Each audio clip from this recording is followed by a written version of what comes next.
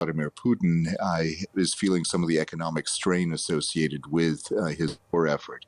He has moved his country into an economic war footing, and that can be sustained for a period of time. But it seems as if that is something that he is not able to sustain, perhaps beyond the next few months or so. And this would probably be the time, if these reports are true. The US Secretary of State Marco Rubio, who's currently the interim national security advisor after Mike Waltz's exit, has confirmed the White House will scale back its role in peace negotiations for the war in Ukraine.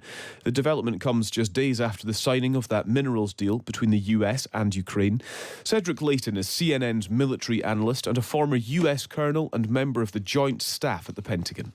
One of the things that I thought was interesting about it is that here we are at this stage where potentially there could be some movement toward the negotiating table, at least getting the parties, Ukraine and Russia, to the negotiating table.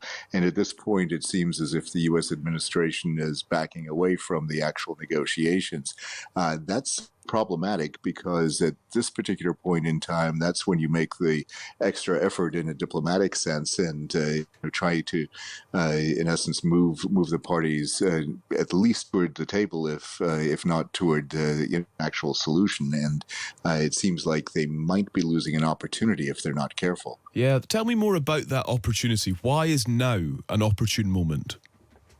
So now would be an opportune moment because we know from intelligence reports that Vladimir Putin is feeling some of the economic strain associated with his war effort.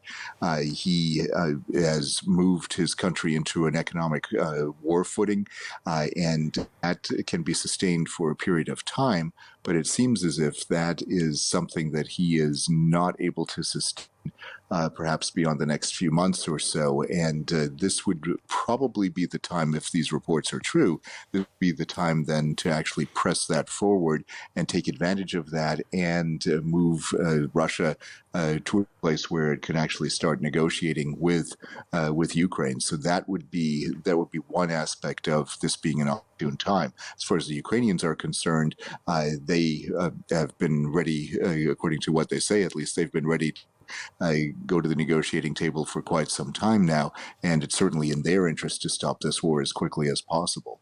To follow the sort of warning from Marco Rubio all the way through, does Putin care if the US was to withdraw? Wouldn't that simply be license for him to do whatever he wished? Well, that's the danger with this, because Putin sees this as an opportunity to carry out his goals.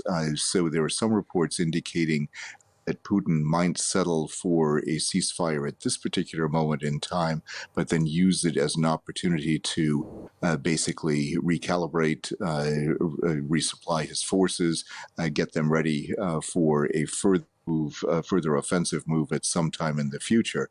But right now, he may make the calculation that it's the time for him to move forward and try to capture more Ukrainian territory. His ultimate goal, I think, remains the same, and that is to basically subjugate all of Ukraine as much as he can, at least. And that's something that it would be in the U.S. and in NATO's interest to stop. Is there such a thing, then, as a quick fix solution to this conflict? I ask because the negotiations have been ongoing for quite some time now. There have been meetings in various places around the world involving various representatives, even as recently as the weekend of the Pope's funeral. Last weekend, there was the sit-down between Presidents Trump and Zelensky, and that seemed to be a moment of progress. Perhaps that's how we've ended up with the minerals deal in the last few days, for example. But none of this is quick, is it, Cedric? And that perhaps is frustrating for President Trump. Yeah, that is definitely the case. President Trump, he had famously stated during his campaign he would end the Ukraine-Russia war in 24 hours. Nobody who is a serious student of this conflict took that, at face value when he said that. But yes, he can get easily frustrated with, the length of time it takes to get things done.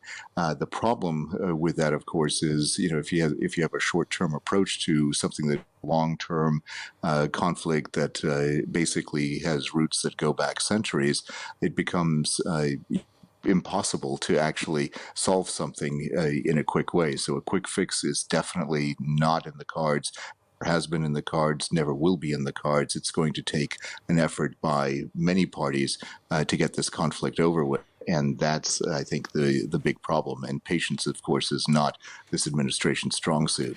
Does the US administration also struggle with the idea that it could be seen as not actually having much instrumental impact on the conflict itself? So sure, there's the minerals deal, but some may struggle to draw the line between that and peace at this moment, given peace doesn't seem particularly close.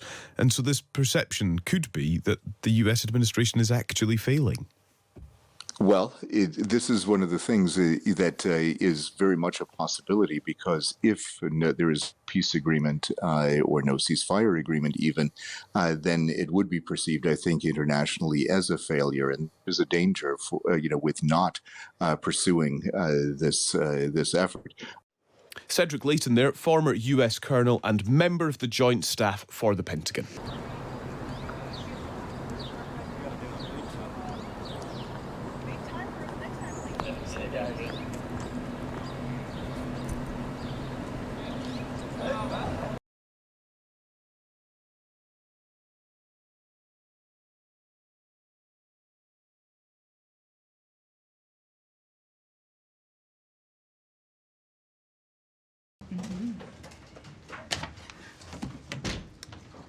President Trump envisioned this partnership between the American people and the Ukrainian people to show both sides' commitment to lasting peace and prosperity in Ukraine.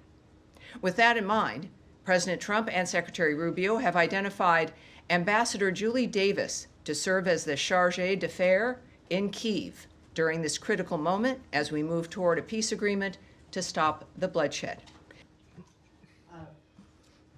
Would the Secretary